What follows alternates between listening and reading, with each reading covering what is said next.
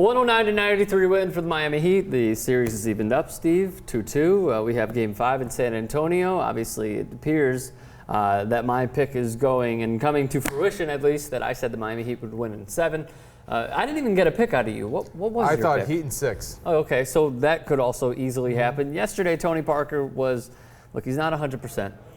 He looked 200% in the first half. Yeah, but then afterwards they were the Heat defensively. And Ben has said this before, and many other people have probably said this. The Heat win games not only offensively, but mainly defensively because they force you into terrible possessions. Mm-hmm. And in Game 2, that's exactly what they did in their blowout loss. It was a 33-5 run. However, defensively, they know how to limit you, and they limited Tony Parker yesterday. Yeah, it wasn't really about Tony Parker, I think. I think it was really about Manu Ginobili. Yes, he had a horrible game. Horrendous. Horrible. Yeah, he had open looks, too. He had open looks, and you know, sometimes teams win by a huge margin, and it looks much worse than it is because you have 1 or 2 players who are not hitting their shots. It destroys the spacing, and it makes the other team's defense so much better because if you don't hit the open shot within the 24-second shot clock period, it screws up the whole offense. The other team gets runouts. So.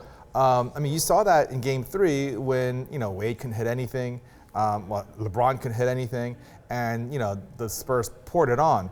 In Game 4, it was a reverse, where with Ginobili not hitting, and Duncan he's been having a bad series. I was going to say, no one's been talking about it, but he has not been very good at all. And Splitter yesterday looked like he has never played basketball before. Looked awful. He looked pathetic. So he looked like he was back in the youth. They're getting great contributions from Danny Green and Gary Neal and Tony Parker.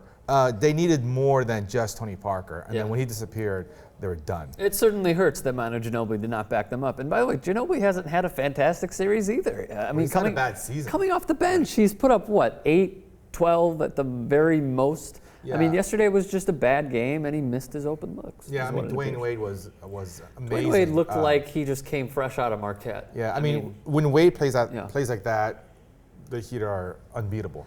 And Chris Bosh played a great game. He did. I thought he was most impressive around the basket, defending the rim. Which is surprising. Yeah, he had a couple of really nice blocks.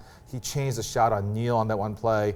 It was terrific. And he hit his open jumpers. So he did. I believe the Miami Heat Big Three put up 83, 85? Yeah, somewhere around 83 to 85 points. Completely outdoing the Spurs' Big Three. Is that pretty much what it comes down to, though, is that LeBron and Wade and Bosh have to step it up, and if Bosh isn't stepping it up, then Chalmers or Ray Allen have to put up 12 apiece? Right. Is that what it appears? So, I mean, my analysis and the reason why I went with Miami in 6 is as follows. I feel like Bosh and Duncan kind of cancel each other out.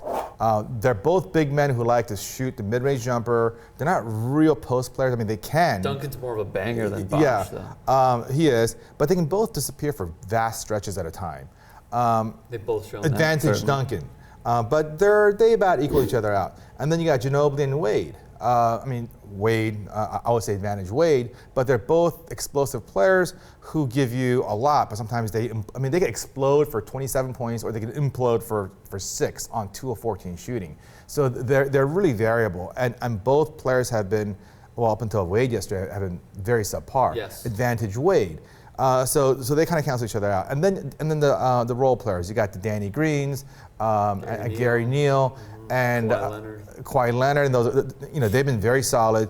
And then you have the Heat role players, Mike Miller has been terrific, Ray Allen. He didn't have any points yesterday. No, he didn't. But he changed the game in many different ways. Spacing, yes. And Miami's role players haven't been as good this series, but I would say they kind of balance each other out. So it really comes down to LeBron versus Tony Parker, which, at first blush, you might think, well, that's no contest. LeBron will crush him. But not necessarily, especially not in a team scheme, and especially the way the Spurs are so disciplined. They have a great game plan. And Parker was a magician out there the first half. I mean, the way he squeezed through and got off shots is incredible. It was day and night, though, in the first half and the second half. So while we wrap up shop, Game 5 in San Antonio. I mean, I want to say San Antonio wins just to protect their home court, but your pick of 6 is actually looking really good. Well, if Wade is, playing at this level, they win. They win the next 2. What if he puts up 17? Not an extremely, not like the 32 we saw last night. I mean, yesterday he was unbelievable. Let's say he puts up 17. Let's say he puts up 20. 15. Okay, 20. Like an efficient 20. if they can get something out of Chalmers, who's been pretty bad the last 2 games, or Mike Miller hits 5 for 5 again, then they have a good chance to win this one. But again, the X factor is, in my mind, is Ginobili and Wade.